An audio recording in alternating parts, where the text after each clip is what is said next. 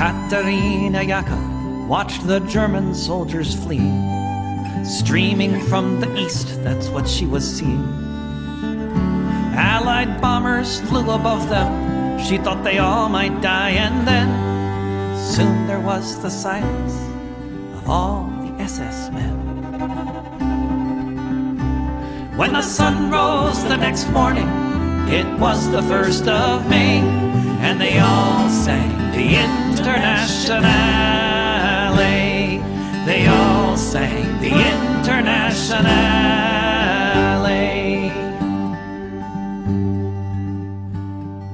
Katerina Jaka saw red flags flapping in the breeze above the Russian tanks, and she fell upon her knees. And so many different voices in so many different tongues sang the most beautiful song that could ever have been sung. In German, Lithuanian, in Polish and in Dutch, a myriad of melodies has never had been such. In Russian and in Yiddish, Italian and French, emerging from the forests beneath the trench. When the sun rose the next morning, it was the 1st of May, and they all sang the Internationale. When the sun rose the next morning, it was the 1st of May, and they all sang the Internationale. They all sang the Internationale. Völker hört die Signale auf zum letzten Gefecht. Die Internationale erkämpft das Menschenrecht. Völker hört die Signale auf zum letzten Gefecht. Die Internationale erkämpft das Menschenrecht.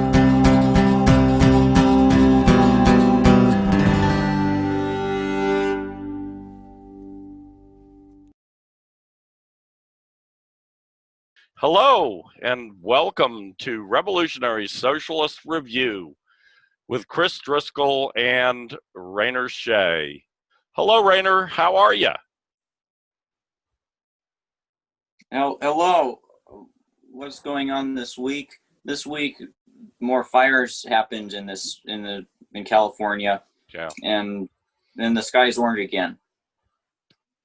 And the sky's orange again. That's stupendous. That's terrible. Yeah, I've seen a couple of articles on the Greenville Post with which you are familiar because you are a contributor to the Greenville Post, as I used to be, but I've been kind of lazy lately on that. But yeah, one of the articles they had, I think it was on Friday, was about scientific evidence that global warming is, in fact, anthropologically introduced global warming is, in fact, the cause of so many more fires in California and in the whole West, Southwest at least. So, yeah, it's a terrible thing. I debated on whether to put that as a topic tonight, and I didn't because we're already so chock full. So maybe we ought to just launch right in, if you don't mind, and start with the first topic, which is President Xi, that's the Chinese president, demands a global green revolution while Trump plays the climate denying cur. I like that word, cur. Anyway, this is an article about the last week's General Assembly, Special General Assembly of the UN, I think because it was the 75th anniversary of the UN or something like that. And so it was virtual, like most meetings these days, online, that kind of thing. But President Xi gave just a stupendous speech and really surprising everyone, calling for a green revolution, committing China to a whole bunch of targets that are quite phenomenal, and will go a long way in helping to at least to mitigate China's contribution to the greenhouse gases that are causing, helping to cause global warming. Trump, on the other hand, well, let me say a few more things about President Z. He also said, and I totally agree, that the how did he put it? I think that just belligerent, aggressive military threats by the U.S. and its allies were not helpful, were pushing the world towards more division, and that they really need to stop it because there's a lot more serious things to deal with. Trump, on the other hand, oh my God, this guy's a fucking Looney Tune. Trump gets up and attacks China first thing, as we would expect, calls for war, basically, a war in all but name, war in all but the nuclear aspect of it, against China. He, of course, climate denying. That was extremely, his comments on the climate were the perfect contrast, of the ultra imperialist pig capitalists versus the good socialist statesman who is concerned with human life. Whereas it's obvious Trump doesn't give a fuck about human life. Trump knows that global warming is real and that it's being caused in large part by human activities. He knows that. He's not that dumb. I mean, he's pretty fucking dumb, but he's not that dumb. But he knows that it's going to eat into his bottom line right now, so he denies it. And that's the same thing for all these idiot capitalists who are climate deniers. Anyway, your thoughts? I wonder what exactly Trump said. Like, did he revert back to his initial public line on global warming, which was global warming is a hoax invented by the Chinese to sabotage American industries? I mean, it wouldn't be surprising. Yeah, well, I mean, he did raise COVID-19 and try to blame that on China. And he, just in general, I'm looking for the exact article that this comes from so I can recommend it. Let's see if I can find it. There was also something on Biden that I had for this week concerning climate change. His climate change platform, which includes burning more fossil fuels, and his solution is carbon capture, which, I mean, that'll help, but that's not what's needed at the moment. What's needed at the moment is mitigation right now. Let's see. Reuters. Well, I'm taking up too much time. I'm probably not going to be able to. I've got this down here. I know that, but I'm pretty sure I'm not going to be able to find it at the moment where I got this this stuff from. So I'd be able to consult and tell you more. But the name that I gave to it is the exact name of the article. I can't remember where it might have come from.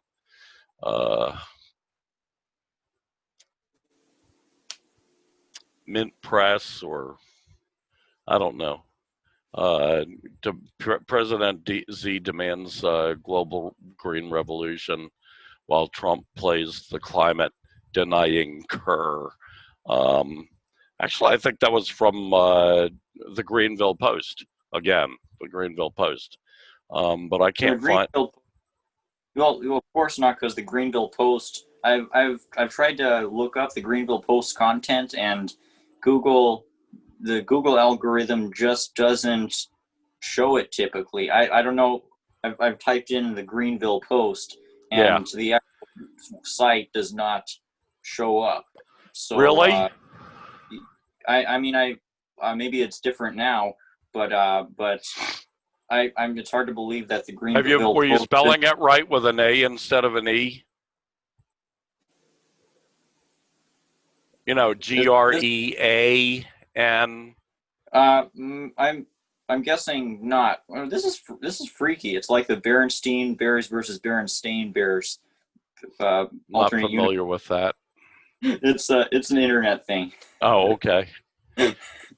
Well, anyway, yeah, it's freaky. That's for damn sure. Yeah, definitely. So, yeah, I have done Greenville Post searches just recently. As long as you spell it right, GREANVILLE Post, the Greenville Post, it'll come popping up. Although I do not use Google anymore. I keep saying Google because you know how that bullshit, capitalist bullshit, like insidiously enters your brain. But I use DuckDuckGo. People should remember DuckDuckGo. That's a better. They don't track you. They don't think on you. They don't sell your every move to the government and to capitalist corporations and so forth. So people should keep that in mind and go for that. Anyway, yeah, I believe this article was on the Greenville Post, if I'm not mistaken. Let me just take one more quick look. I think I might have deleted it for some reason. Let's move on to the next topic. Yeah, let's move on to the next topic. Oh no, you know what? It was on Reuters. Son of a bitch.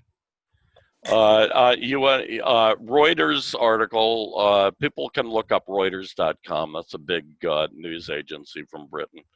U.S. UN Assembly climate change. China calls for global green revolution as Trump goes solo on climate. So, yeah, check it out. It's on Reuters. I'm sorry. Yeah, but it was a pretty good article. I mean, occasionally Reuters can do some good stuff. Not very often, but okay. Moving right along because we're wasting time here. I'm chatting too much. Except,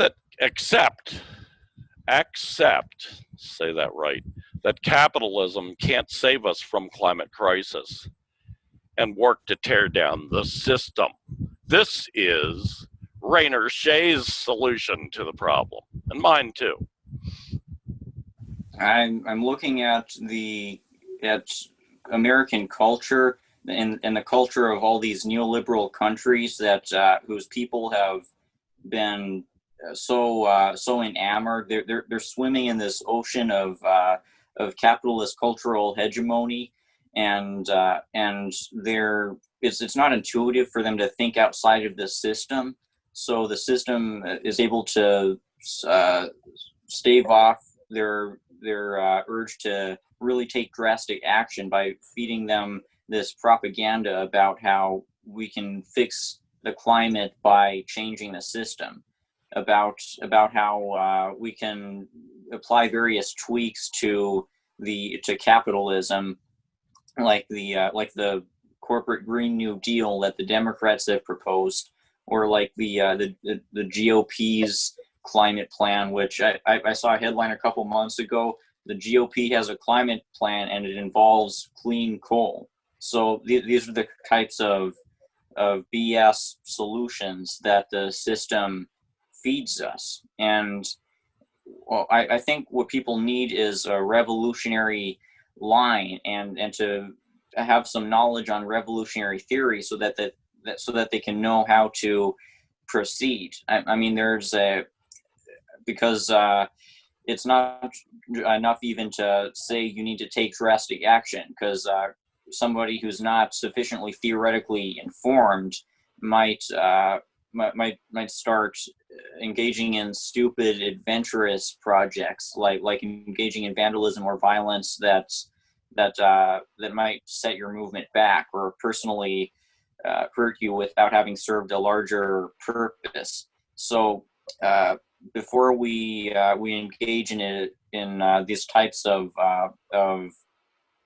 direct actions like vandalism or violence, we're going to need to build up an infrastructure, build up a vanguard party, and win the masses over towards the idea of proletarian revolution.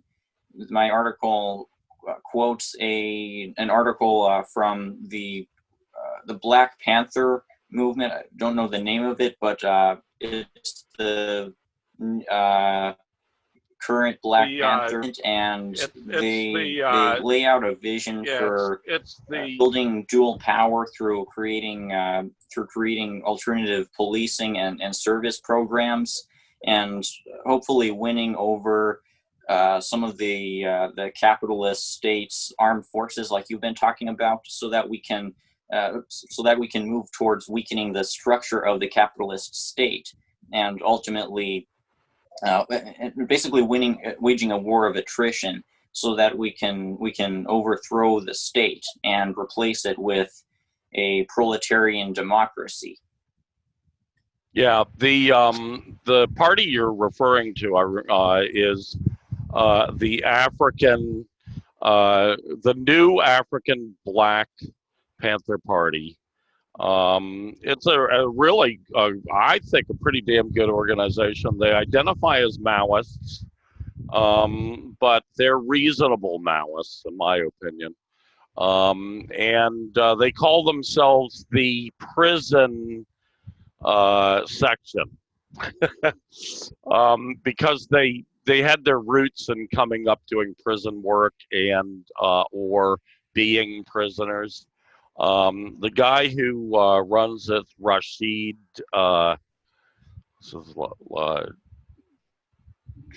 Johnson, right? Yeah, right. I've read some really great articles by him just recently. As a matter of fact, I want to send you an article by him that I think is really pertinent to a discussion you and I are having.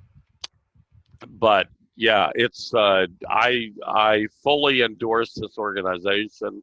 I'm really impressed with it, and they also have a broader movement that's called the I think the United Panther Movement or something like that, in which they have White Panther organization, a Brown Panther organization.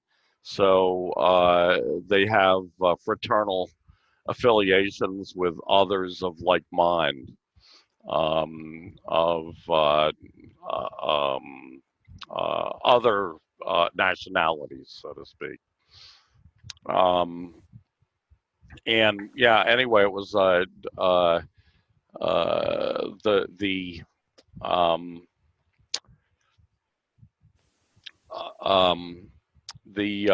article that you wrote, back to that, capitalism can't save us from climate crisis. I mean, it comes right down to it. Capitalism is just like we saw with this nonsense of Trump there in the last discussion, the last topic we had. You know, Trump is a billionaire. Trump is going to, just like any billionaire, all billionaires, he's going to do what's necessary to protect his bottom line, even though that is destroying the planet. It's as though these people have a disconnect, or they're in total denial that their system, their their their entire uh, uh, their entire operation from beginning to end, political, economic, social, cultural, all the way through every different aspect of the capitalist imperialist system, is destroying this planet and threatening to end life as we know it. I mean, in fact, it's not really destroying the planet. So the planet's going to be just fine without complex life. What it's doing is it's destroying complex life, like humans and other, large furry animals. Rats might survive. Cockroaches probably survive. You know, this this holocaust that these capitalists are bringing upon us, whether it is nuclear or climatological, it is a holocaust. You look at the sixth great die-off, which is the species die-off.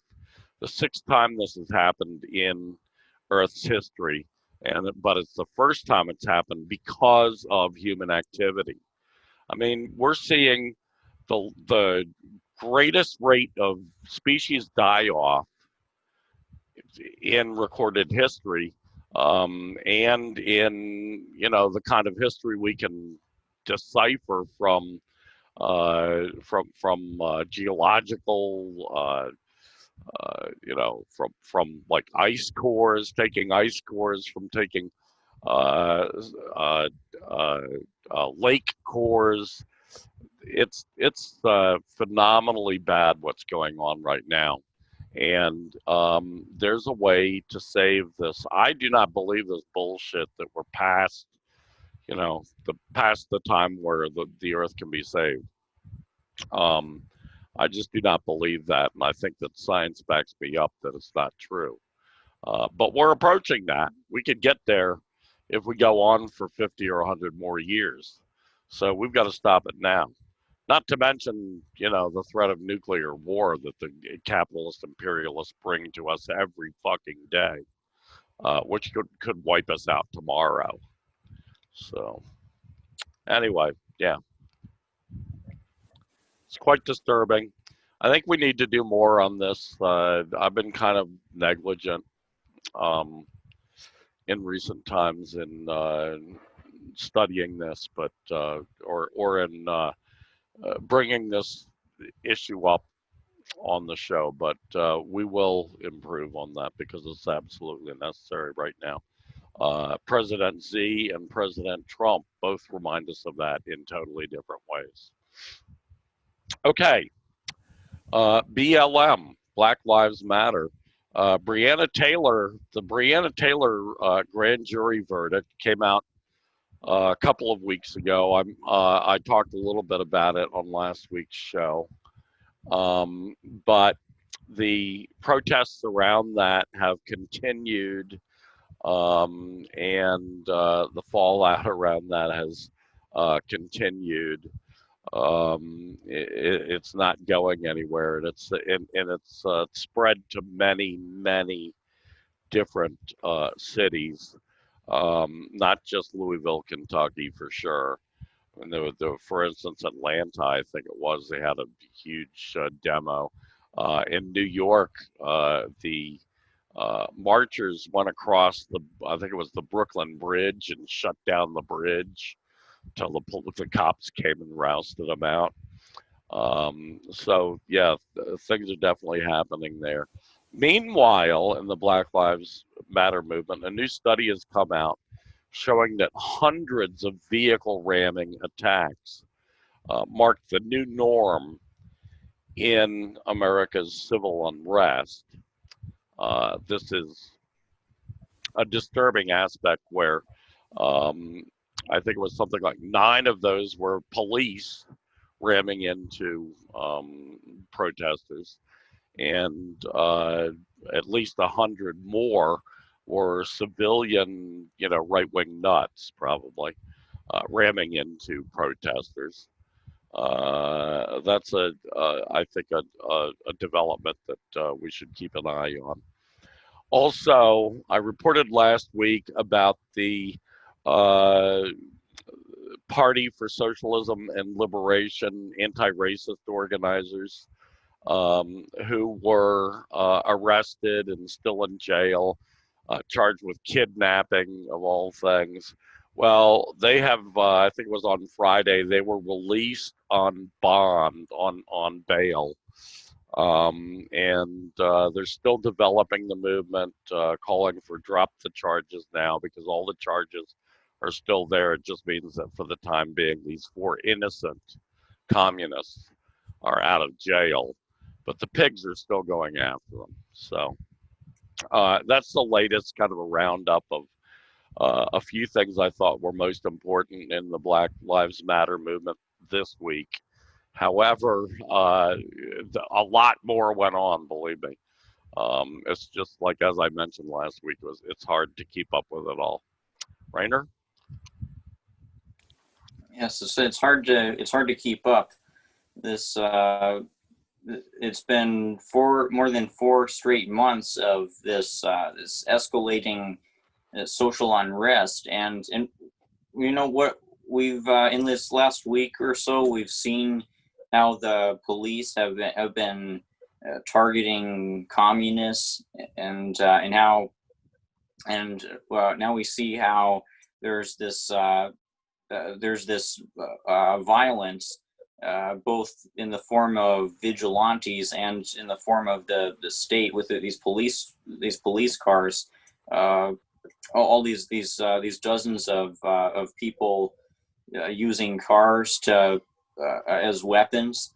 So there's some examples of violence, both from the state and from the people who ideologically align with the state. What I'm interested in is what's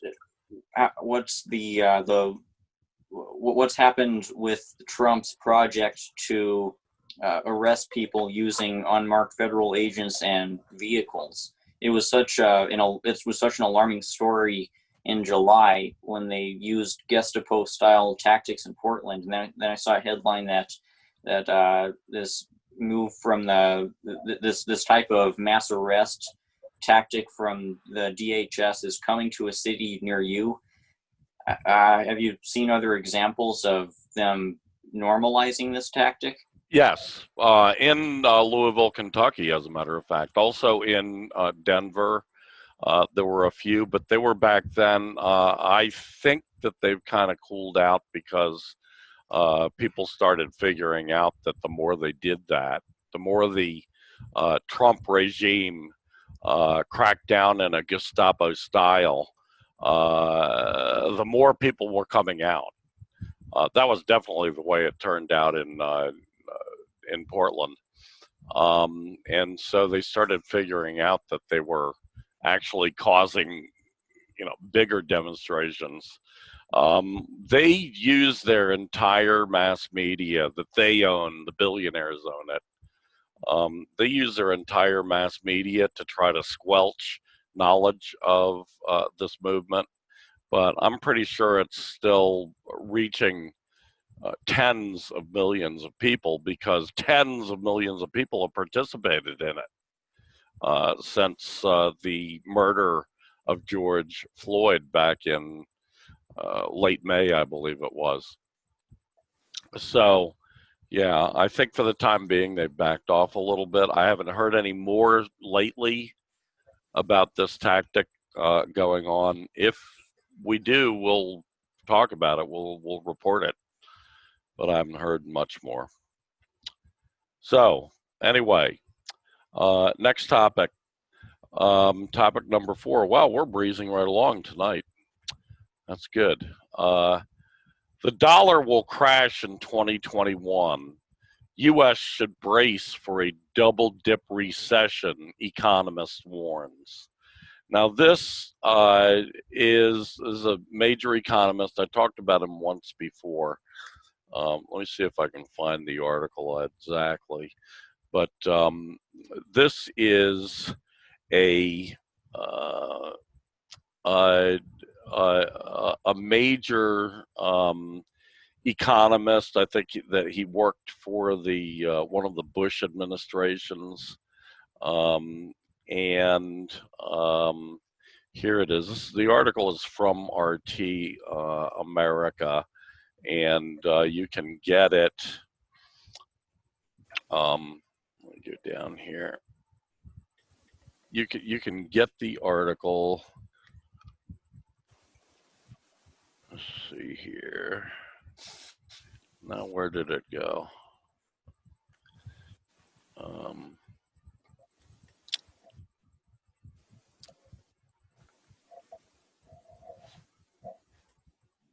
Oh, here it is. Yeah, you can get the article. Just go to rt.com and look under their business category, and the article's called "Dollar Crash Next Year." This economist, an economist that appears on RT quite often, is a pretty smart guy. I can't remember his name at the moment, and I don't have the article, unfortunately, up in front of me. But this major economist is predicting the crash of the dollar. I'm kind of surprised that this hasn't happened already, to tell you the truth, because the dollar is under threat from so many directions. Under threat, especially from countries that are suffering under sanctions and are using are coming up with alternative forms of international currency to trade with, to buy and sell with. You know, it's definitely something that's on the way. The thing about double dip recession, you know, I mean, we've already been in a full-fledged depression since 2008. So I don't know why these idiots keep insisting on that. You know, this guy, I shouldn't call him an idiot because they say he's pretty smart, but I don't understand why they keep insisting on using this term recession. We are in a deep, dark depression. Unemployment, real unemployment. I just saw Richard Wolff, by the way, earlier today, talking about this. He did his own calculations of unemployment, just of people who are eligible to apply for unemployment insurance. And he counted 30 million people in that category, which he said that alone is 18% unemployment. And that's not even counting all those people who aren't eligible for unemployment because they didn't get in their 6 months or their 2 quarters or whatever nonsense they come up with to try to keep you from getting unemployment. Those people are millions more. And it's usually our first hired or last hired, first fired. That's the way it usually goes in layoffs. So obviously, a lot of these people got hired 3-4 months ago, and then they get fired. They're not eligible for unemployment insurance. So this is a depression. The unemployment recently, in the recent months, has been higher than at any time during the Great Depression of the 1930s. And it is still, as Richard, you know, if we went by Richard Wolff's figures, it's still 18% right now. I would say it's more like 24, 25% right now. If we count all those people who've given up finding jobs, who aren't eligible for unemployment but are still desperately looking for jobs, if we count all those really unemployed people, I'd say at least 23% of the workforce is unemployed, which is still higher than at almost every point during the Great Depression. So who the fuck are these people trying to fool with this word recession? You know, a recession is just like a mild, brief downturn of the economy. This is not a mild or brief downturn of the economy.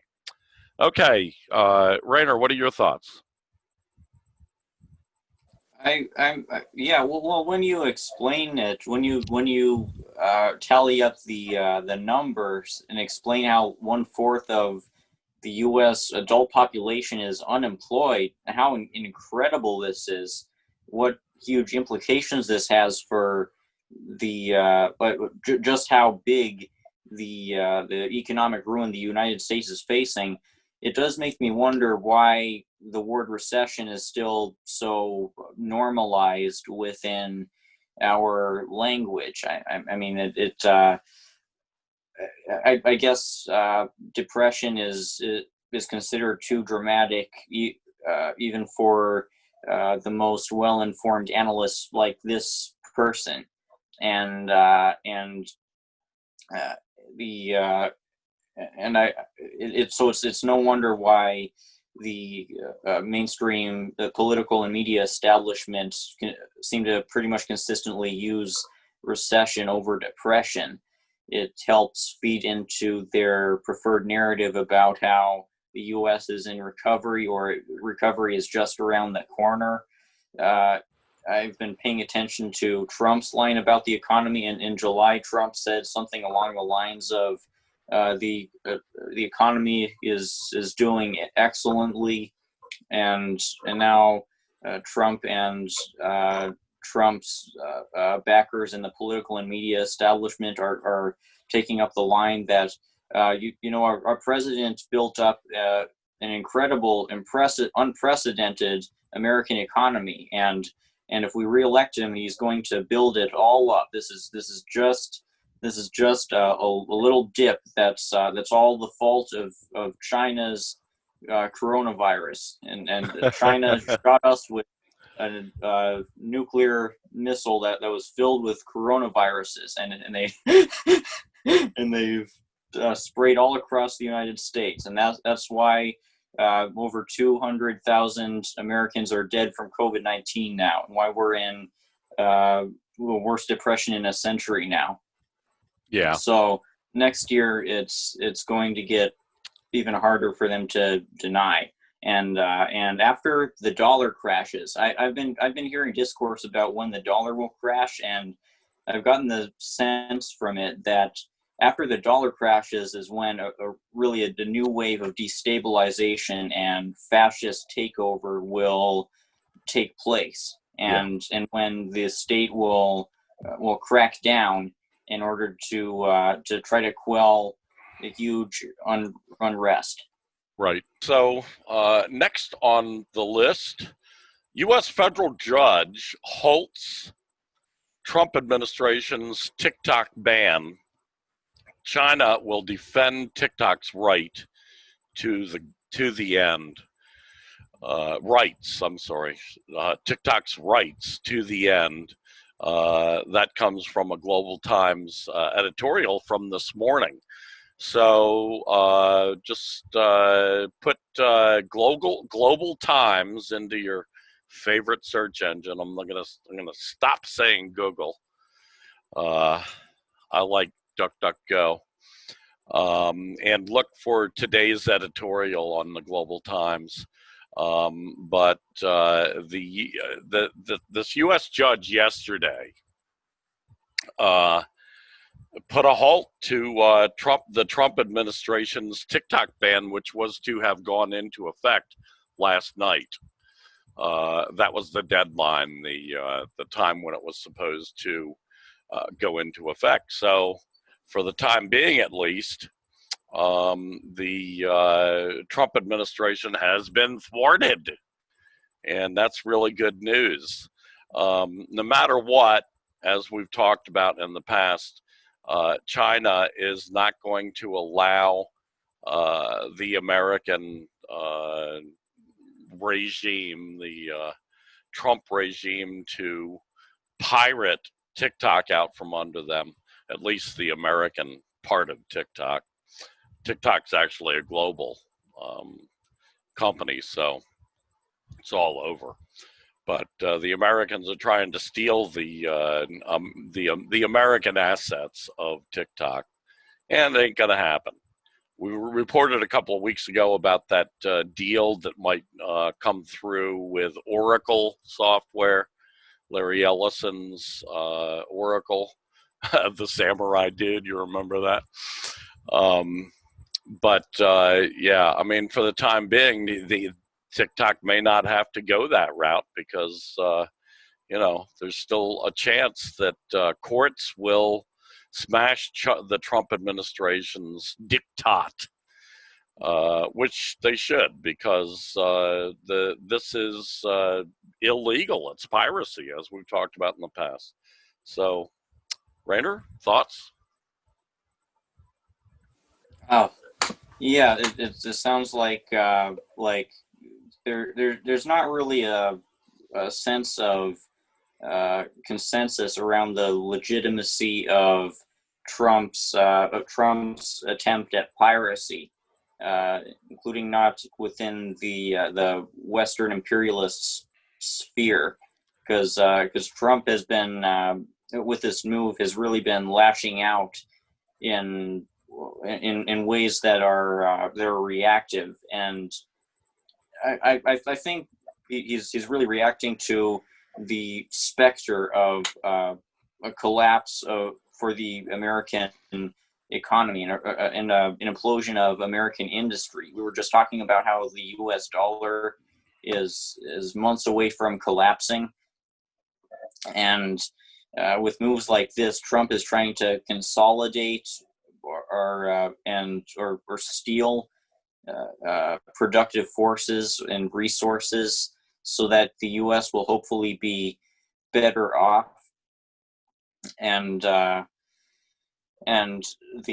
fact that this centers around TikTok shows how futile it is. Even if everything were to go right for Trump in his TikTok fight, the dollar will still crash next year.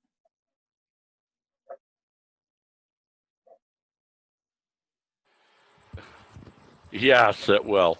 I'm sure that that a lot of people in the bourgeoisie, as we Marxists call it, in the capitalist ruling class, as I like to call it, because it's a little bit more understandable to the modern ear.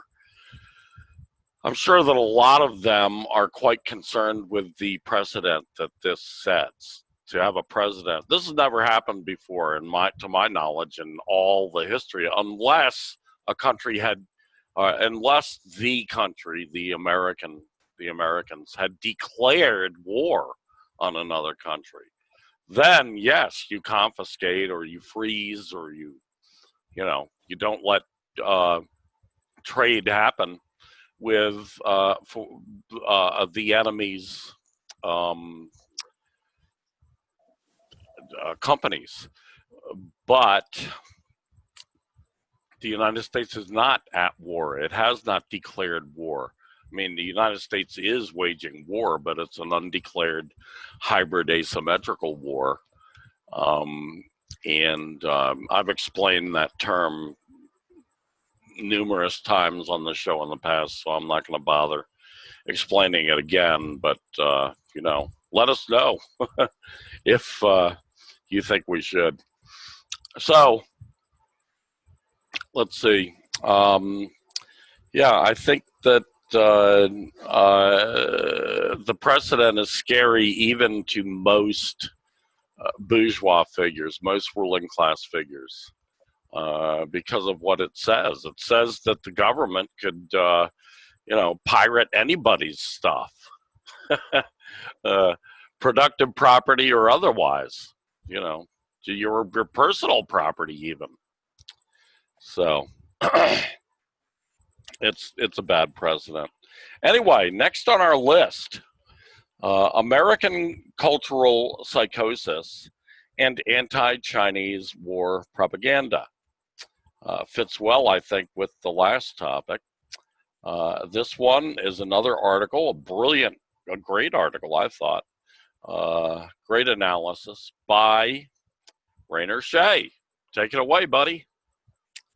last week I watched the Honest Trailers video for the new Mulan movie. Why does this movie keep coming up in our discussions? And right in the middle of their video riffing on the new Mulan movie, this Honest Trailers, this YouTube channel, they introduced the whole Xinjiang subject. I don't know if I'm saying the word right, and what they did was help reinforce the American cultural consensus that China is detaining and persecuting millions of Uyghur Muslims. Apparently it's moved in this last year or so from over a million or around a million Uyghurs to millions. That's how sloppy and dishonest this headline that Honest Trailers showed was. And I'm seeing how these lies about China, these debunked lies, are being repeated in pretty much every aspect of popular English-speaking media, from Last Week Tonight with John Oliver to the Joe Rogan Experience. It was Ben Shapiro who led the charge on there, to South Park, though it's really no surprise. South Park has always been kind of reactionary. And it reflects a deeply delusional mindset that's setting in amid this paradigm of late stage imperialist reaction. It's reflective of the cultural psychosis that appeared during the Iraq War, when most Americans came to believe that Saddam Hussein was to blame for the 9/11 attacks, and when pretty much everyone seemed to believe the Bush administration's sketchy claims about Iraqi weapons. And now you could argue that with China and within the new Cold War, it's even more pronounced, because pretty much no political faction within the United States is willing to challenge these inflammatory lies, particularly about the Uyghur issue. Like it's pretty much only principled communists plus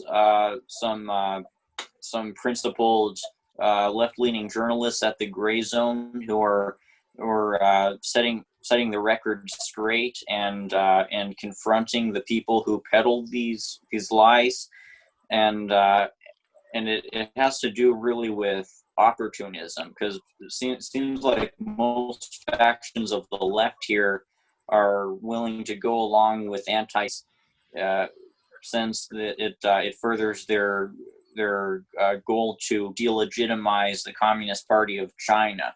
Like the anarchists are typically anti-China. There's the Social Democrats who are in the imperialist Bernie Sanders wing. There are the Trotskyists who are skeptics. So it's pretty much just the Marxist-Leninists, who I don't know how fringe of a group we are, though thankfully we're growing. And this reflects the whole state of what America has become, a mad imperialist dog that's lashing out.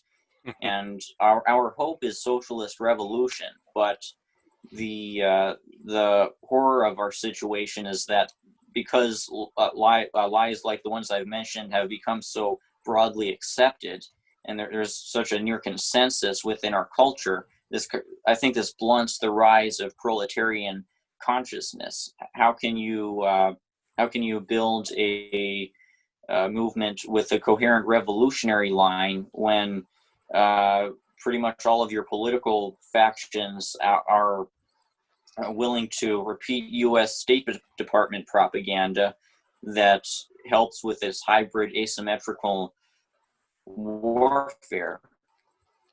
And of course, it helps feed into the more extreme anti-Chinese positions, like the claims about how China is to blame, or how China created a bioweapon, and all this conspiracy stuff. that's really dangerous and is helping get more Asians be the victims of hate crimes. And it's all, of course, fueled by the president himself and by the president's partners in right-wing media. And the result is what you've described so far. The result is Cold War escalations, and these escalations help further the goals of the U.S. ruling class and distract from the pressing crisis of climate change, while at the same time helping blunt class consciousness. So this is the harmful effect of anti-Chinese propaganda and the harmful effect of modern war propaganda in general. Propaganda against Russia, Iran, Venezuela, Syria, recently Belarus, and propaganda against Hezbollah. So this is I'm trying to illustrate the consequences of not standing up to the lies that are being promoted. Yes, well put, and I agree 100%. It's funny, in the next topic we're going to be dealing with, which is a conference that was held by the Black Alliance for Peace, and Danny Haifong and Margaret Kimberly are the coordinators of that group, the co-coordinators, I guess. And it's a group that was started by Black Agenda Report and the people on Black Agenda Report. However, they've got a lot of buy-in and participation, not only nationally but internationally, in this group. And they did a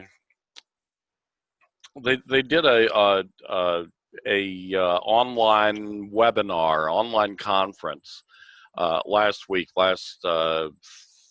Wednesday, I believe, or maybe, yeah, I think it was Wednesday. And Danny Haifong did a really stupendous speech analyzing. I'll go into the rest of what Danny did, but one of the points he made was exactly the same thing you said about how this the American empire in its collapsing phase is lashing out irrationally. It's dangerous, but it's also encouraging that it's definite sign of the end is in sight. Some of you guys, like especially your age, will definitely see it. I don't know if I will, but I hope I do. I'm going to try to hang on that long because, man, seeing the collapse of the American empire, that will certainly be a thrilling thing.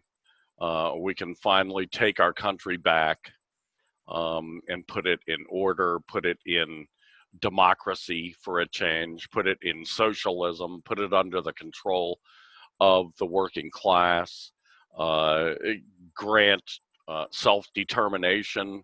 Thank you, Rainer, for constantly bringing this aspect up that we really need to keep on the top of our consciousness, but respecting the self-determination of all nations, oppressed nations and oppressed nationalities within this country. Those are the jobs we need to do to save this world. The first step, because the biggest threat to humanity is American imperialism, bar none. That is the biggest threat. So, yeah, the anti-China war propaganda, the American cultural psychosis, yeah, this is all part of it. And we really need, another aspect of this I think we need to discuss a little bit too is what's called the left, you know, and even the socialist and communist left. Most of the socialist and communist left in the United States, exactly, and the anarchist left, exactly as you described. They are objectively, I don't think any of them really understand this or know what they're doing. Not very many anyway. But they are objectively pro-imperialist. They're feeding into this imperialist garbage. They're feeding into the hybrid asymmetrical war on China and on Russia, on Syria, on Iran, on Venezuela, on Cuba. The list goes on and on. However, I like to point out to people, and this has been a truism throughout our history, the history of the socialist movement for the last 200 or a little tiny bit less than 200 years. The history shows that when people first come to be interested in socialist ideas, the first people they turn to are reformists, social democrats, because that seems like it would be the easy route. It's not. It's actually the much harder route because it is impossible, undoable. They never actually succeed. Or they turn to the anarchist route, which is just, what you were talking about a little earlier with just irrational lashing out of the left. That's what the anarchist approach is, because they have no real class analysis. They do not have the tools of Marxism at hand. Some of them do, actually, but most of them do not have the tools of Marxism at hand to apply to give themselves the kind of understanding that Marxist-Leninists have and that authentic Marxists have. So yes, it's, we are a minority, but we are growing. I am absolutely positive of that. The social democrats and the anarchists are growing much more quickly, but as I say, that is the early phase. That is what we need to expect. It will take these people a while to start figuring out that, hey, the anarchist route really doesn't work. There's never been a successful anarchist revolution in the history of the world. And the social democrat reformist route does not work. There's never been a real successful transition to authentic socialism through this social democratic reformism, even though 100 years ago, that's exactly what the reformist socialists, the social democrats, as they've come to be called, promised. They promised us an evolution towards socialism. Well, they've had a fucking 100 years to do it. Where's the socialism? It's still not a single case of anywhere in the world where social democrat parties have come to power within or under capitalist states, which is the way they do it, which is insane, because then all they do is they become a great administrator for the capitalist state. It's absurd, but they have not been successful. We, Marxist-Leninists, are the only current of Marxism, the only current of socialism that has been successful over and over and over and over again. We can show people the Soviet Union. We can show people China. We can show people all of Eastern Europe. We can show people Laos and Vietnam. We can show people Cuba. And there are other examples as well from our history. And those have all been success stories. There's been a lot of propaganda to try to teach you that they're not success stories. I saw another thing today. Who was it? Some friend of mine posting that, oh, I know. Well, anyway, I won't mention names, but they posted statistics from Azerbaijan and what's the other one? 2 countries in the Southern Caucasus of the former Russian, former Soviet Union, Azerbaijan was one, and I'm blanking on the other. But in both cases, in one, 78%, and in the other, 84% of the people in a recent poll said they want the USSR back. There's a reason for that. They were better off than they are now under capitalism. You know, that's the reason.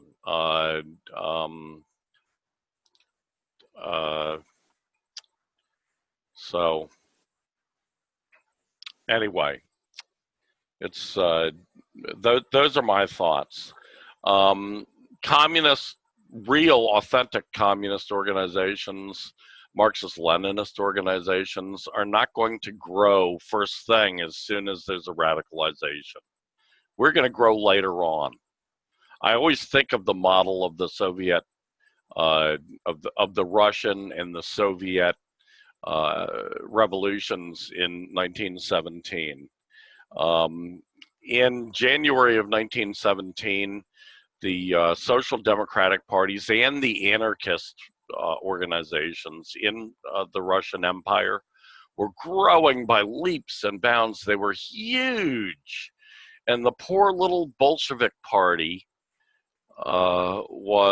had I remember the figure, 12,000 members in all of the Russian Empire, which was a humongous, I mean, it was the biggest empire in existence at that time, except maybe the British Empire. It was huge. It covered more than 1/4 of the population of the world and more than 1/4 of the landmass of the world. And yet there were only 12,000 Bolsheviks in the whole country in January. That was not, you know, and they looked around and they saw all these social democrat parties, the Mensheviks and other smaller ones, growing by leaps and bounds, growing. I mean, they were multiple times larger than the Bolsheviks. But Lenin understood, bide your time, because as this crisis deepens, more and more people will come to a revolutionary understanding if we are there to explain things to them, to pose or propose a revolutionary strategy and a revolutionary plan that is rational and reasonable and works. So my advice on this is, yes, DSA. I heard yesterday from a friend, or day before yesterday, the DSA has 80,000 members now. I mean, in 2017, they had like 6,000 members. So that's how fast they've grown, you know, tremendously fast. People are, you know, becoming more and more radicalized by this crisis. The same people who people were saying 3 or 4 years ago, oh, you know, they'll never think of socialism, socialism won't work, blah, blah, blah. The same people are now members of DSA. Well, that's not great. I mean, DSA, they're reformists, just as you say, and they're pro-imperialist, objectively. But those same people will not be satisfied with DSA in the months to come, or, you know, at least by sometime next year, I'm positive they will no longer be satisfied with that.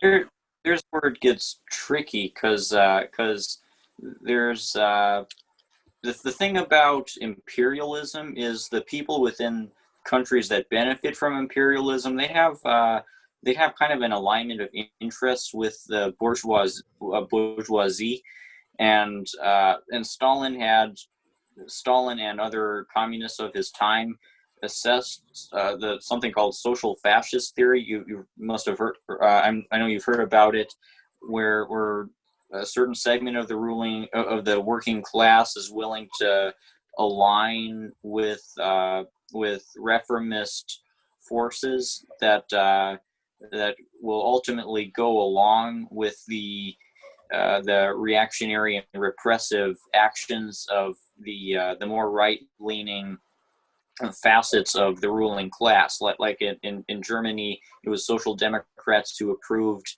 the assassination of top communists, and right now you see how Social Democrats like Sanders are aligning with the police, and giving these BS posturings of caring about the issue, and when push comes to shove, I wonder how many of the members of the DSA will join with, say, the future People's Army, and how many of them will be willfully complicit in in capitalist state violence used to preserve the system. Well, first of all, not many. Because DSA is an organization that teaches their people not to do that. However, you know, I firmly believe, I still believe to this day, that within reformist social democracy, there is a kernel of fascism that is ready to pop out. After all, what was Mussolini before he was the inventor of fascism? Do you know? A socialist. Not I think his just father a was a socialist, not just a socialist. Yes, his father was a socialist. He was a socialist. He was the editor of the Italian Socialist Party's newspaper. That's pretty high up there. That's pretty important social democratic job. And that's back in the days prior to World War I, when social democracy was a revolutionary ideology. So he was a revolutionary socialist.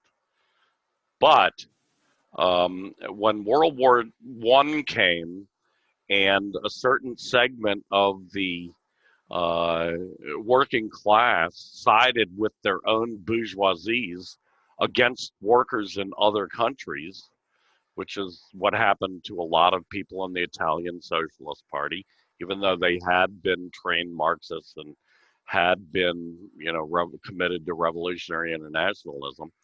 A certain number of them went over to this reformist socialist idea. And so by the end of World War I, there was a segment of national socialists, nationalist socialists, of which Mussolini became the leader. And out of that movement, he created fascism. He was the father of fascism. He created it. So yes, there's a kernel in reformist socialism. There always is a kernel. You had the thing with the Friedenkorps murdering socialists, including the stupendous Rosa Luxemburg, and what's the other? I can't remember her collaborator. Blanking on his name at the moment. Man, I'm getting old. Anyway, yes, there's always the possibility of social fascism popping out. And Stalin was absolutely correct to call the German social fascists at that time, because they enabled the rise of Hitler. It was their Weimar Republic that enabled the emergence of the Nazi Party and the ultimate domination of the Nazi Party, even though the Nazi Party never polled more than 1/3 of the nation. And had the Social Democrats blocked with the communists in 1933, they could have totally blocked Hitler coming to power. But they refused to work with communists, with the revolutionaries. They were anti-communists, and that's what it led to. It led to fascism. They will always be that way. However, my point was not that DSA members are going to join in the revolution. My point is that the people who are joining DSA today are not going to be satisfied with it. Many, many of them are not going to be satisfied with it, and they will leave for more revolutionary organizations as time goes on, as the months roll by, as this crisis deepens. And they will start to figure out, because things happen lightning fast when there's a crisis, especially when it becomes a pre-revolutionary crisis, and that's what this is becoming. Things happen fast. I believe that the revolutionary consciousness, with the help of the revolutionary socialists, with the revolutionary communists who are already out there who can explain things to them, with the Marxist Leninists, in other words, who are out there and can explain things. I believe that many, many of these people's brains can be saved. A brain is a terrible thing to waste on the DSA. And I believe that's going to happen. It's not just religious belief, it's scientific belief, because it's backed up by, like I said, 100 years of success stories, 100 years of what really happened. This happens over and over again. It has happened over and over again as people transition from being what they were taught to be all their lives, which is good supporters of capitalism, and transitioning to starting to question that and thinking, oh, socialism is much better. Let's go join DSA because that's the only socialist organization I ever heard of. From there, transitioning to authentic Marxist-Leninism, to authentic revolutionary ideas, revolutionary parties, revolutionary organizations, revolutionary socialism, because that's what we really need. So those are my thoughts. Anything more on that? No, we've been talking for a very long time. We're like an hour or so in. Yeah. I don't know how much more I want to do. Maybe a couple more. Okay. Well, definitely the next one is important. The next one is full spectrum dominance. The AFRICOM, or I'm sorry, let me start that again. Full spectrum dominance from AFRICOM to Indo-Pacific Command. And this, as I already explained, this is a webinar conference put on that had some great speakers in it. I really recommend that people go view it. It dealt with AFRICOM, which is the American African Command, and the Indo-Pacific Command, which is the American military command in the Pacific and India and other regions of Southeast Asia.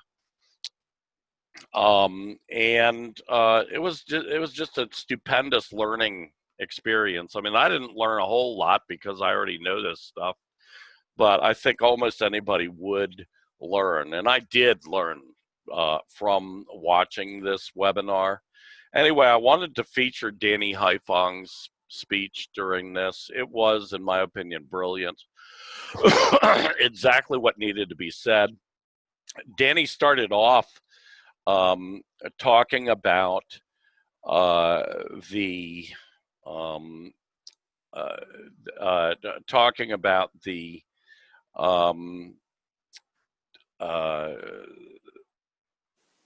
left, very similar to what you were just talking about the whole left in America and how much of it is objectively pro-imperialist. And then he went on to talk about the American imperialist aim of full spectrum dominance. Now, we've dealt with this term in the past on this show. I'll just go over it briefly again. Full spectrum dominance is the American objective of dominating the entire world militarily by land, by sea, by the air, and by space. Every possible way that it can be dominated militarily. That's why they've got this new idiotic, Space Force, the American Space Force, this is the real, actual, publicly stated official policy of the American military, and it has been the official policy. In other words, total imperialist domination of the world. They want to dominate the world like some fucking crazy, dictator that you see like in a bad B-rated spy movie. And a very crucial part of this is AFRICOM, their African Command, and Indo-Pacific Com. So Danny went on to explain how AFRICOM, under the Obama regime, AFRICOM was created, and that its objective was to turn Africa against China, because China has become incredibly influential and very much involved in the development of Africa over the last 20 or so years. The Obama regime, again, also had their pivot to Asia, which was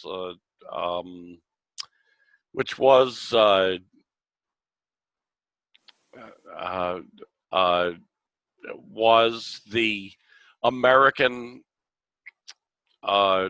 plan to contain China. And what they mean by contain is circle them with military bases. According to Danny, there are 400 American military bases on land encircling China, not to mention all the, sea-going vessels, weapons of war, sea-going warships. In fact, according to Danny, 1/2 of all American sea-going assets, the ships and battle cruisers and missile, ships and aircraft carriers, 1/2 of them right now are in the Indo-Pacific theater. A lot of that concentrated right on the South China Sea. So anyway, this was, in my opinion, was a brilliant speech. You can find it if you go to, if you know how to do a Facebook search. If you go to Facebook and do a search for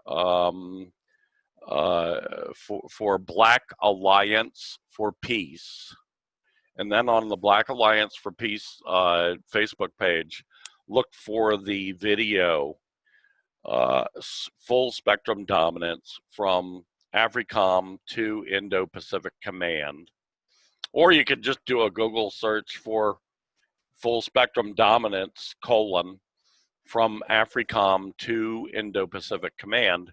But if you do that, beware that a bunch of the things that will have that same title are just announcements prior to, they're not actually the video. But if you go down 5 down the list, the number 5th one is that same Facebook, that same Facebook Black Alliance for Peace page that has the actual video that you can see. Full Spectrum Dominance from AFRICOM to Indo-Pacific Command. This tells you every fucking thing that's going on in geopolitics and strategic geopolitics of imperialism and of China and other and China's allies in fighting imperialist attacks. This will tell you what you need to know. Yeah, it certainly reflects what I've been researching about how Washington has been managing managing South America and Latin America. This March, Southcom, which is another branch of U.S. imperialism's global military reach, they got Brazil and Colombia, and I think several Central American states to start to continue building up their militaries with the goal of trying to encircle Venezuela and prepare for a potential invasion of Venezuela. Who knows what the hell the end outcome for there could be. And overall, the U.S. has been militarizing Latin America, both with the goal of countering rival powers like Russia and China and Iran, and also with the goal of creating a kind of buffer against a potential future unrest for the right-wing regimes in the region that the U.S. Controls. And we've certainly been seeing this throughout the COVID-19 era as the militaries of Latin American neoliberal countries have been taking on a greater role in facilitating the response to COVID-19. And as the history of Latin America has shown, a greater role for the military traditionally leads to more of an implementation of something resembling dictatorship. Latin America has had a long history with U.S.-backed right-wing military dictatorships in Chile and Colombia and Brazil and other places. So this is the kind of political nightmare that this Washington global militarization campaign is leading towards, and it's happening not just in Latin America, as you've explained, but also in Africa, in places like India and these Indo-Pacific countries. And you've mentioned before that Japan is also being militarized, and all of this goes along with the deterioration of democratic institutions within these countries, and with the march towards war with China and other rival powers to Washington. So it's an overlapping trend of right-wing nationalism and military buildup and Cold War escalations, and I'm gonna need to look more into how this relates to AFRICOM, because I didn't even know that AFRICOM was created, as you say, during the Obama administration. This certainly makes sense given the context of how the Cold War on China began during the Obama administration. Which year did Obama create AFRICOM? Was it the same year that he started the pivot to Asia? 2011. Oh, man. I believe it was all of one piece. And that's another point that Danny made, that this is all of one piece. You know, you brought up the Southern Command. Same thing. It's all of one piece. That's why Danny started off with, and this conference started off with, full spectrum dominance. That's the key to understand this. This isn't about just one country, although China's the biggest threat to the American dream of dominating the whole world like a crazy fucking dictator. This is all of one piece. It's the whole strategy, political, diplomatic, cultural, warfare, hybrid warfare, because they can't use nuclear weapons, which is what they really would love to do if they could get away with it without being retaliated against. Thank God for MAD. You know what MAD is? Mutually assured destruction. Exactly. Now wow, I haven't heard this perspective on MAD before. I mean, the initial time you hear about it, you agree that it's totally mad and it's a horrifying situation for humanity to be in. But when you look at geopolitics and what the United States would do to countries like China and the DPRK if they didn't have nuclear weapons, you see how nuclear weapons have helped improve the material conditions of millions, if not hundreds of millions of people around the world. That they've allowed countries like the DPRK and China to remain sovereign and able to develop socialism while being free from neoliberal capitalist domination. Exactly. And those countries that did not, that could have and decided not to develop nuclear weapons, like Gaddafi's Libya, where are they right now? No, I mean, Gaddafi's dead, carved up, exactly. Yeah, that's why I say thank the gods for mutually assured destruction. It's the only thing standing between us and the total annihilation of all socialist democracies, of all socialist, proletarian dictatorships, of all socialist workers' states. Every single one of them would be wiped off the fucking map if these insane fucking imperialist pigs were allowed to get their way. But they're not, because they know that they will die too, and they're not willing to do that. So, yeah, it's crazy, but that's where we're at in this world today. You got to stand up to these pigs. And Stalin knew this more than anybody, right? Stalin did every fucking thing he possibly could to develop nuclear weapons. Even when he was an ally of the United States and Britain, he knew that he had to come up with that bomb because the Americans were going to come up with that bomb. And they were going to use it to threaten him. And as a matter of fact, there are a lot of people who believe that the only reason the Americans used it on Japan was as a threat to the Soviet Union. I believe that. 4 years later, they developed their own nuclear weapon. Then they went on to develop the first satellite, the first artificial communications satellite in space, Sputnik. They developed all kinds of shit. They were very successful. Very successful. Socialism works. Capitalism fucks things up. Okay. The next on the list, we've only got 2 more on the list. So you sure you want to? A matter of fact, we could just drop the last one, the election that could break America. It was a long article, and I think we can just drop that. But let's go into the last one. The U.S. ruling class turns to propaganda and censorship. Yes. I mean, let's see. I write so many articles in a week. It gets jumbled in my head. That's why I send you the agenda before time.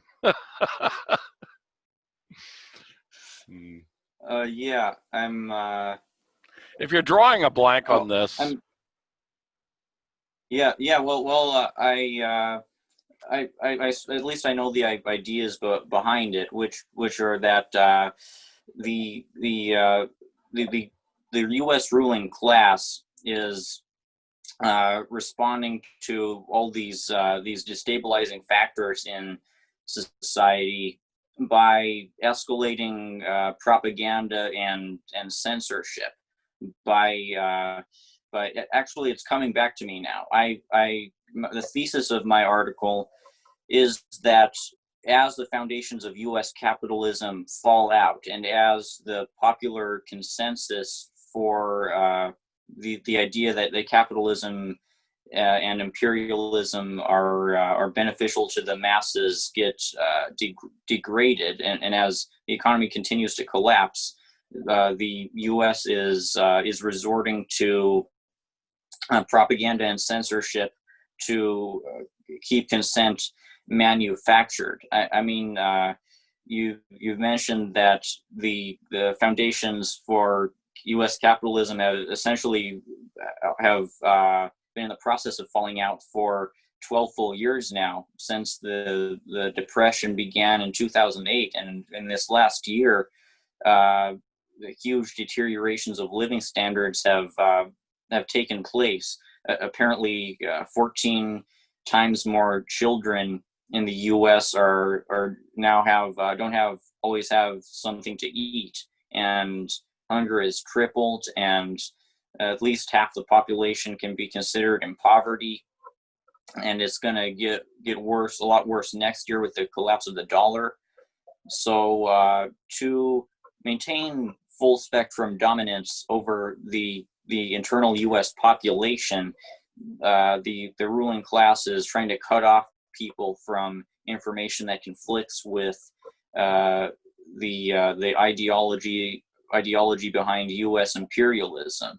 Like they're flooding people with the kinds of anti-Chinese lies that I mentioned earlier about the Uyghurs, and there's this constant flood of propaganda about all these countries, and all these manipulations to get people to not continue to radicalize towards class consciousness.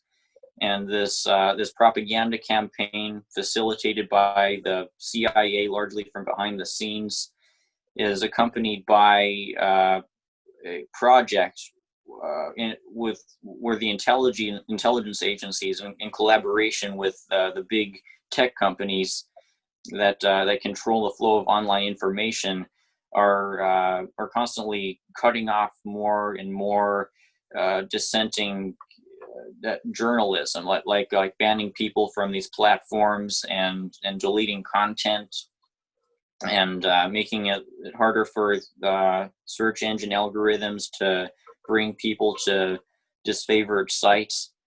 And this has been escalating, particularly in the last 4 years, as Russiagate has gotten going, and as this ruling class reaction to the destabilizing factors of the Trump era has been taking place. It's a war on dissent, and it's who knows how far it'll go a year from now, after the dollar has likely crashed.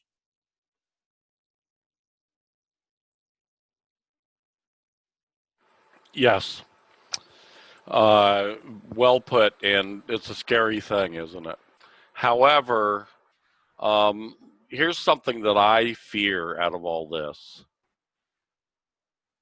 We are rising up. We are getting there in a way that I have never seen in my 66 years on this earth. We are moving forward. We, and by we I mean our class, the working class. I mean our movements.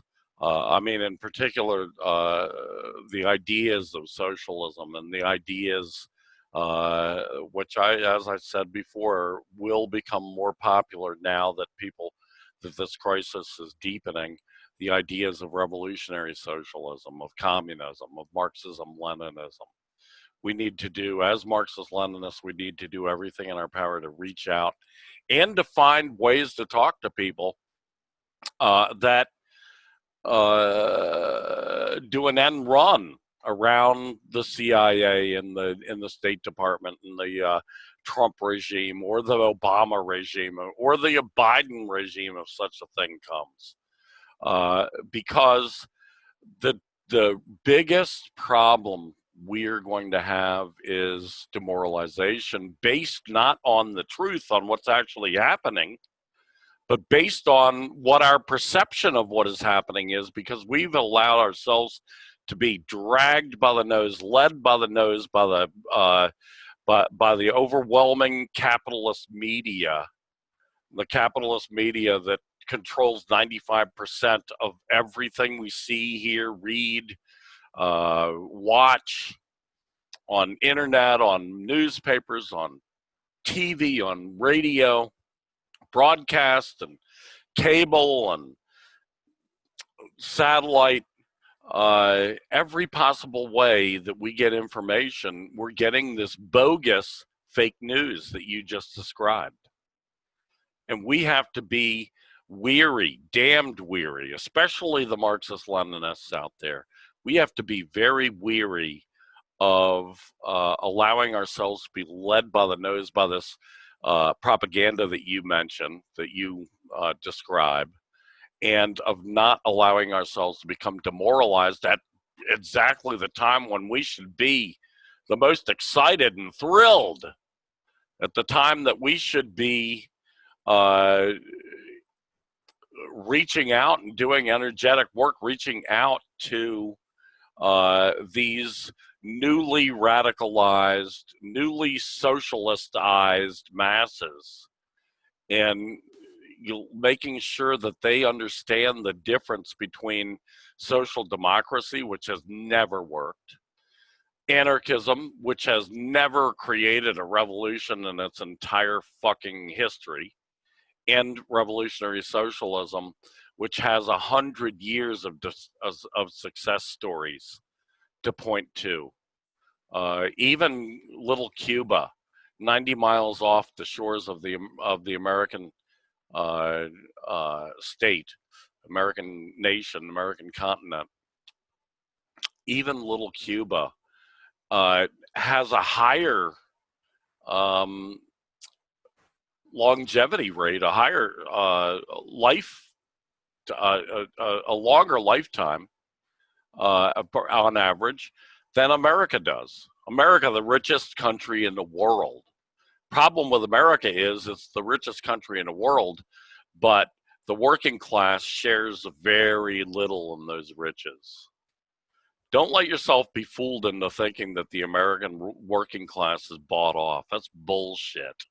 The American working class, 20% of the American working class, if that, belong to the aristocracy of labor. That is the people who have really get a little bit more compared to everybody else. They don't get what they create.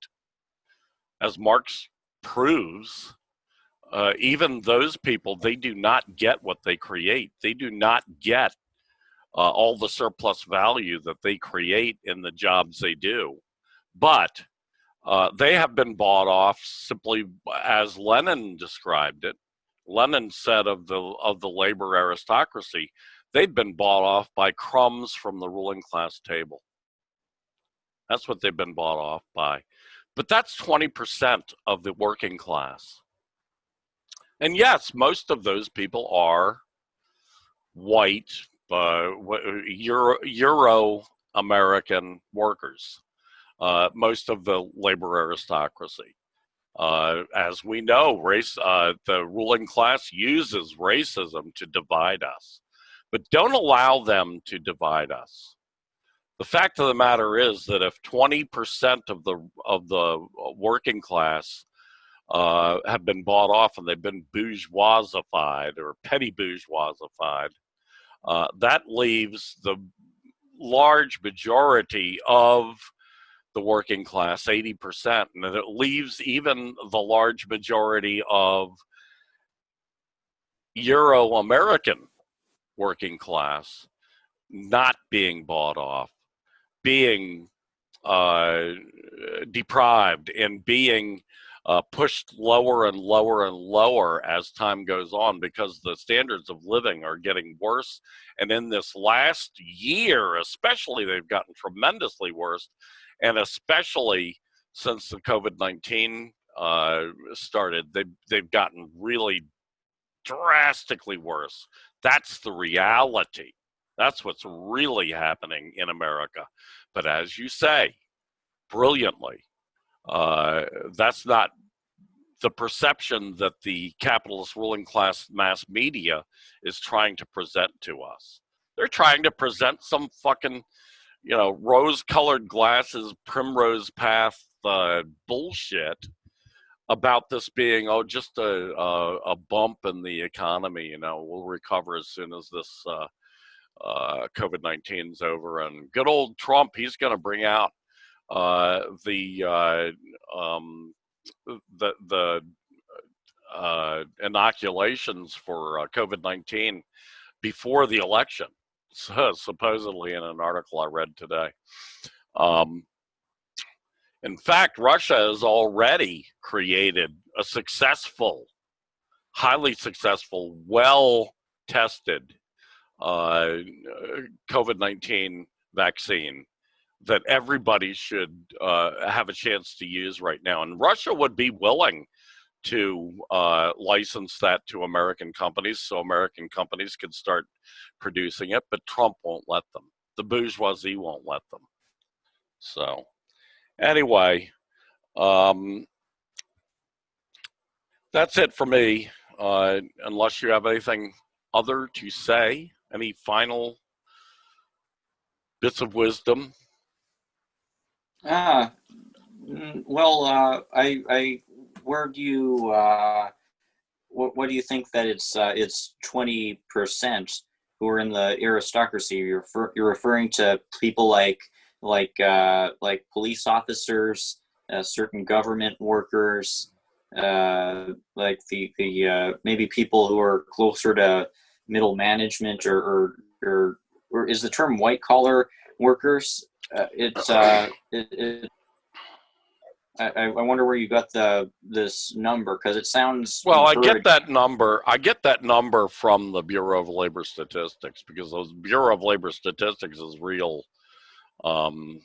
detailed about what categories people are in. If you do research on the Bureau of Labor Statistics, if you do research on, for instance, the voting and non-voting statistics about the working class and other classes like the middle class, if you do research especially on first of all, who belongs to the working class. The working class are non-salaried, wage workers who are not in the management.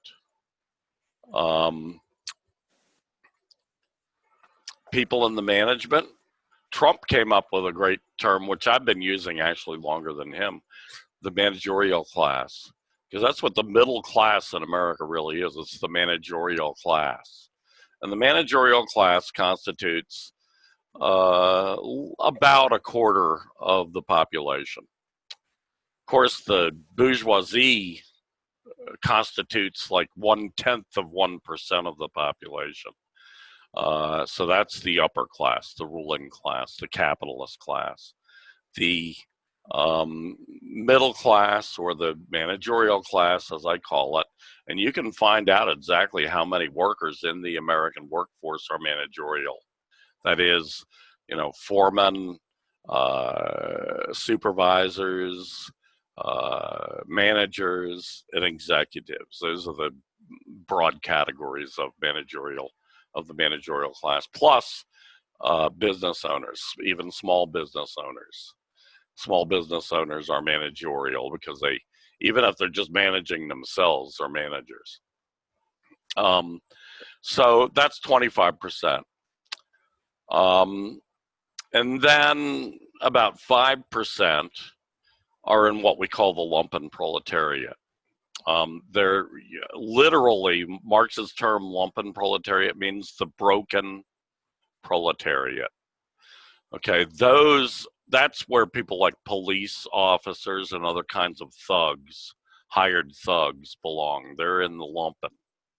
Hired thugs for private corporations, hired thugs for the ruling class, which are called police. Those are the lumpen proletariat, along with the criminal class, because they're the same thing. It's amazing, if you look from this perspective, how criminal the police and the private guards and the private, investigators and the lumpen proletariat. It's amazing how criminal these people are, just like the real criminals. And it's amazing that the same person can one year be a police officer and the next year be a criminal, because it's two sides of the same coin. They are lumpen proletariat. So that leaves about 70% of us, a little more than 70 probably. but about 70% of us, and we are the working class. Now, among the 70%, according to the Bureau of Labor Statistics, we are the non-managerial employees.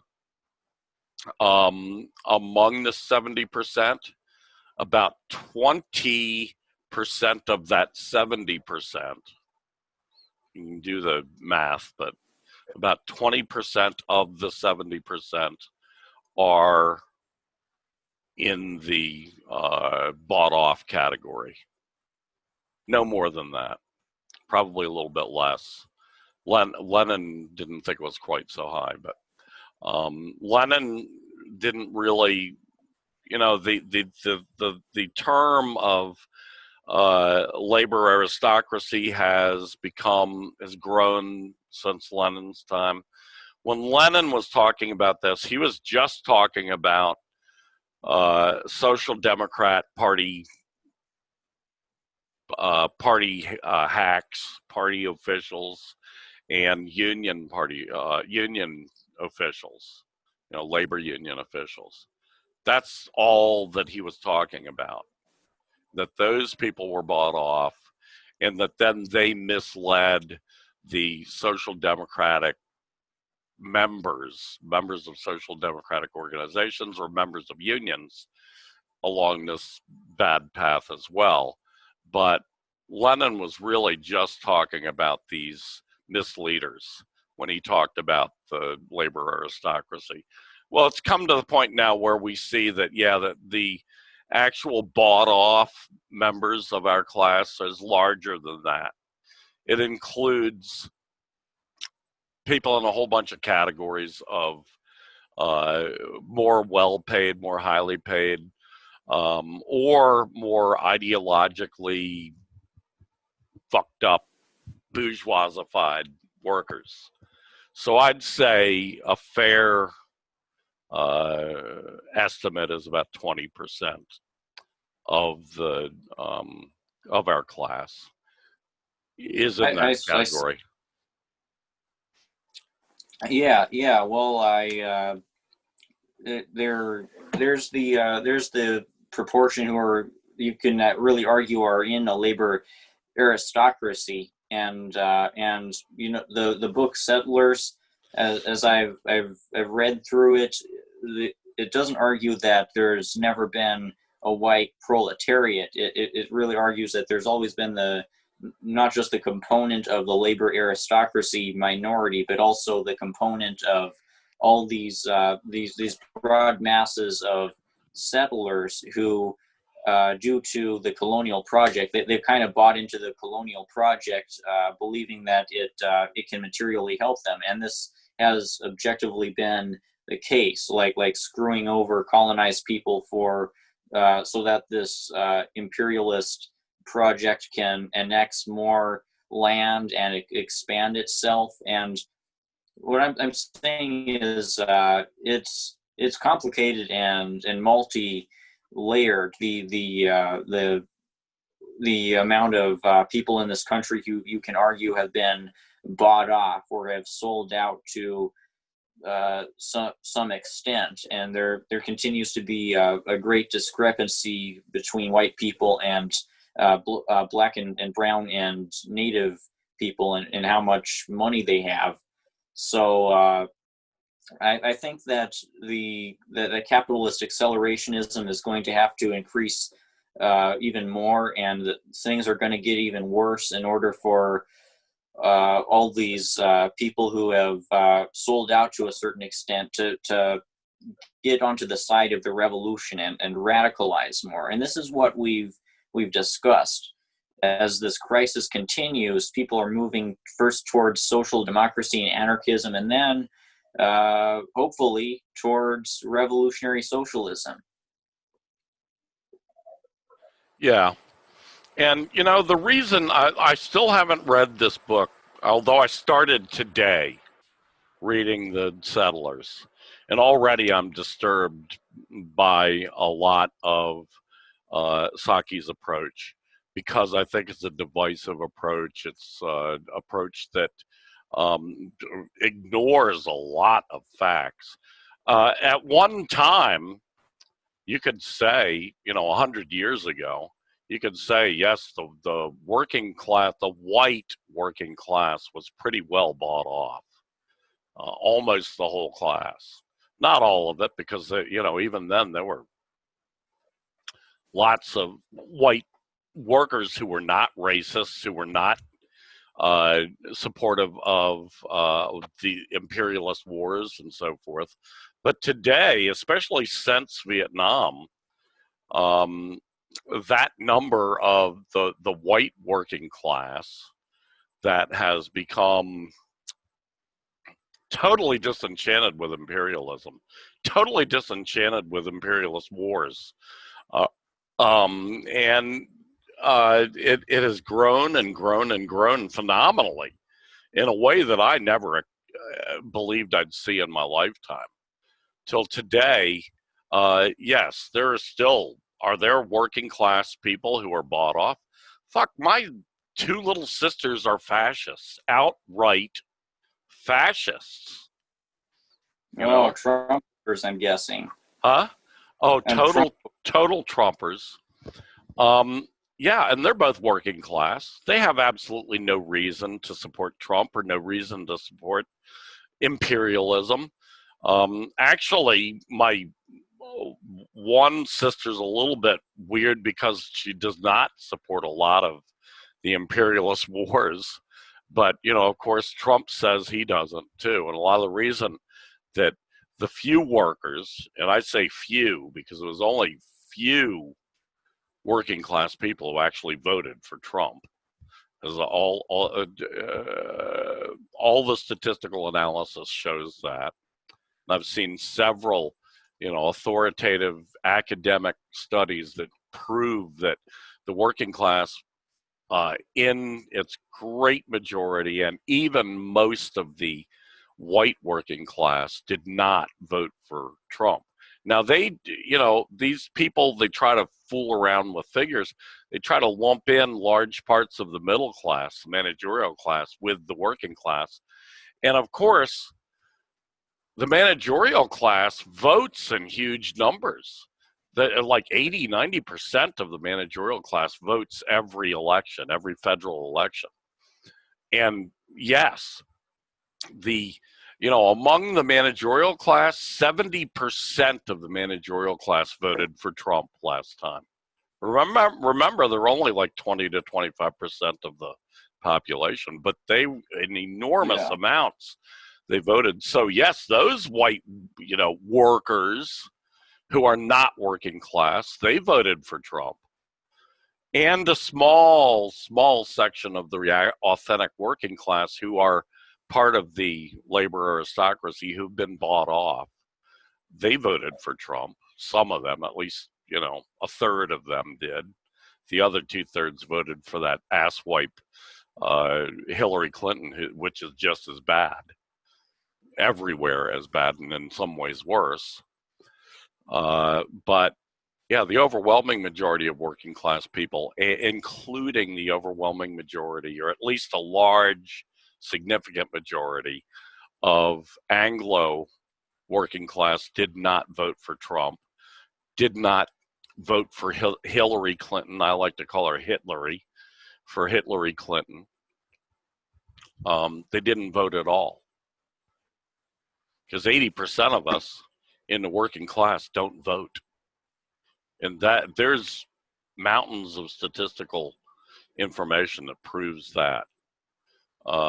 We in the working class have become totally disenchanted with almost every major capitalist institution, including elections, including the Congress, including the White House, including the entire government, including really the whole state. We have become disenchanted with it. We have become lacking in faith in it. We no longer see it as a legitimate power, and we no longer want that illegitimate power to be ruling over us. Unfortunately, they haven't come to the point where they actually have figured out that it's going to take revolution to get there, because a lot of these people have been sucked into social democracy, the pipe dream that you can reform your way out of this mess, that you can vote your way out of this mess. You know, that's bullshit. Social democracy is bullshit. That's one thing. I mean, most of these people don't vote. Most of the working class don't vote. But those who start going towards social democracy, the real danger is that they will start voting again. And who are they going to vote for? Who does DSA tell them to vote for? Who does the Communist Party USA tell them to vote for? Pedophile Joe. That's who they tell them to vote for. I don't know if I don't think DSA has officially endorsed Biden. They're more. It seems like they're more fence sitting this time. Yeah. Well, I'll go check that out. But I'm like 99% positive that they will have all their people out, not just voting for, but working for this pedophilic, rapist, imperialist capitalist pig called Jumpin' Joe, or whatever the fuck his name is, pedophilia Joe, groping Joe. Yeah, I'm pretty sure that they will. The Communist Party already is. I looked that up recently. I haven't looked up the DSA. I just know what the DSA has done every single time since they first started in 1972. They weren't called DSA then, they were called DSOC, but same difference. Ever since 1972, when Michael Harrington, the guru of social democracy in America, started DSA and split up the Socialist Party of America, they've been voting consistently every single time for the imperialist, for war, for imperialist war, for imperialism. That's what they always vote for. So I'm not, if they don't this year, I will be really, really surprised. Bernie's telling them to. Yeah. AOC is telling them to.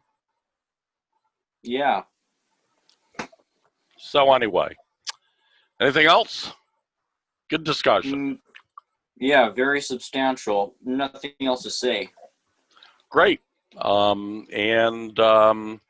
see, we started, we're almost 2 hours now, so I think about an hour and 56 minutes. So that's a good place to stop.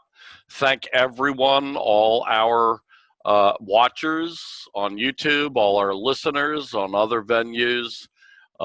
Thank you, Rainer, of course. We've really got to get some guests on here, so it's not just you and me. Not that I don't enjoy talking to you, because I always do, but you know, just so people can get a little bit more variety and pull in a few more perspectives that we haven't had in a time. Really wish I could get Bob to come back, but I don't think that's in the cards for a while. That's more a long-term thing. So, you know, thank you once again for great contributions, brilliant analysis, and until next week, we'll be talking to you next week around this same time. We'll be popping up on various video and audio services. So long, Rainer. All right. Bye.